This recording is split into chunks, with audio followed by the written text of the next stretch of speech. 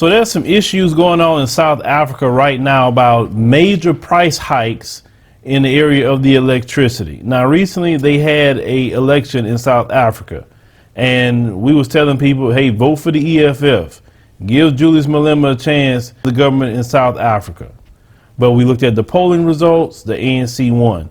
Now you're about to see some results about what happened when the ANC won. When people say elections count, elections matter, they do.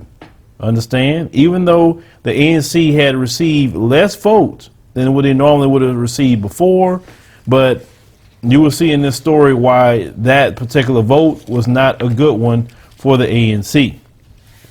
So there's a lot of people that are getting their power shut off because they're having price hikes that's so high and so ridiculous. They have one company that's providing power to the people in South Africa, so it's basically a monopoly. If you don't go through this one company, then you're screwed. Now, this company is called Eskom, which provides about 95% of South Africa's electricity. So imagine you only have one provider of electricity. They can do whatever they want, and there's nothing you can do about it. So they was talking about during apartheid that black people didn't have electricity at all. They didn't. They had to use things like gas stoves, candles, and paraffin heaters. And so their homes were poorly lit.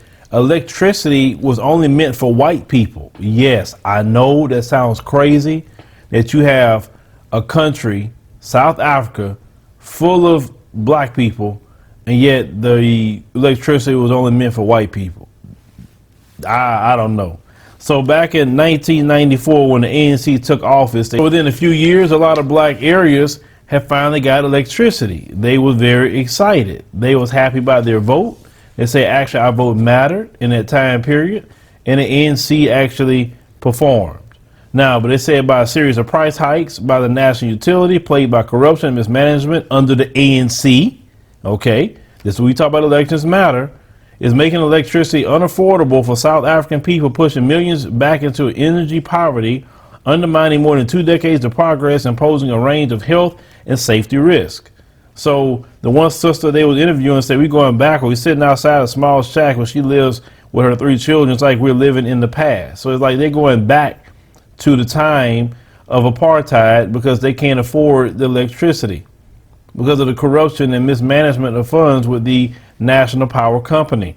Okay, why didn't people go out and vote EFF? I'm just saying this is a result. So they say electricity prices in South Africa have roughly tripled in real terms in the past decade. So they say tariffs recently approved by the government will see prices rise by a further 25% in the next 3 years. So the national utility Eskom, as we mentioned, they produce 95% of South Africa's energy, and they are more than 420 billion rand in debt. So that will be $28 billion US in debt. They are equivalent to 8% of South Africa's gross domestic product. Eskom alleged that they were targeted under unscrupulous officials under the administration of former President Jacob Zuma, costing the utility billions and driving the exodus of skilled staff. Eskom also stated that they featured prominently in an ongoing inquiry of alleged corruption at the highest levels of government, known as a state capture. Now, the price hikes are part of an urgent strategy to revive the utility, but have placed a growing burden on consumers, particularly those who can't afford to supplement with renewable energy.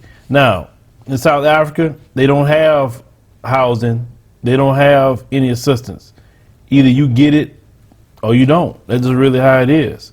So they're saying that the government did that to them. That's why they're so much in debt. And they talk about definitely South Africa's population lives below the poverty line with an unemployment nearing 28%. Now, at one point in time, it was, I think before the election, it was 27%. So you went up a whole percentage point since the election. Come on, ANC. I mean, what's going on? Y'all want to be in office and y'all want to run things. You know, my thing is we want you to succeed. We do. We want everybody to succeed. I don't care what party you represent. But the results, I don't understand why you were voted back in. Either the people just don't get it, or it was a lot of corruption. Now, some people told me there's some corruption in the ballot box. That's what a lot of people are saying. But until we get more information, I can't really go too much on that. Okay? But you should have gave a chance to the EFF. They also say that this nation's income equality ranks among the highest on the earth. They said more than 90% of the households nationally have access to electricity, nearly 3 times as many at the end of apartheid.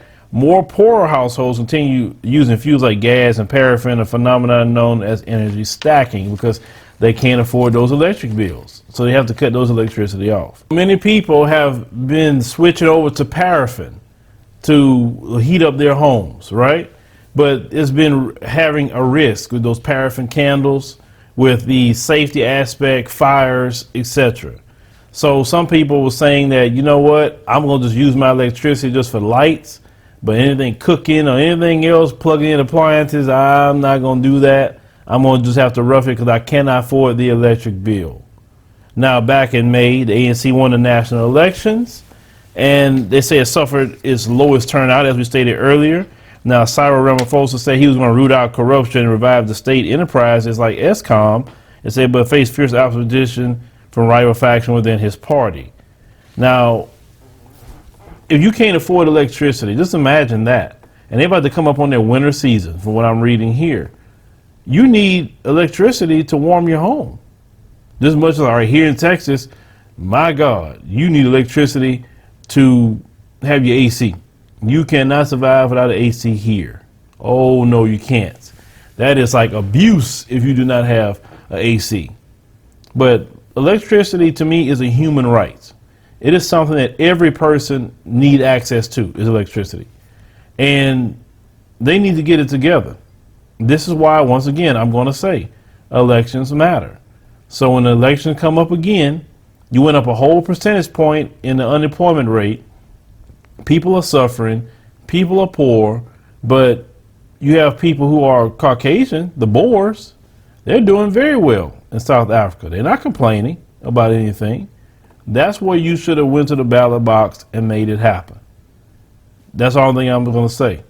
I say it just, for the life of me, I will keep saying this. I don't understand why you guys voted in the ANC when they're not performing. All this, you know, with the national utility was under Jacob Zuma, ANC. Cyril Ramaphosa took over. Nothing got better. ANC, and then you vote them back in. I mean, like, are you literally trying to tank your economy by voting in people who don't perform? The way it works is this: you perform, you get voted back in. You don't perform, you get voted out. Someone else comes in to see if they can do a better job than you. That's the way that works. Because we have a lot of people who watch us from South Africa. They're one of the main African nations that watch us here, and we definitely greatly concerned about what's going on in South Africa. And we definitely plan on visiting you next year, for sure, because we have definitely a lot of invitations to South Africa. Can't wait to meet a lot of you brothers and sisters. But you guys got to take a stand. You got to stand up. The EFF still got to continue to fight what's going on, because you have more members now in Parliament than you had before. So one of the biggest issues you need to start fighting is about electricity, because electricity is a right for all people. Well, leave me a comment. Let me know what you think about this particular story. But once again, I'm going to say this once again. Elections matter, folks. They matter.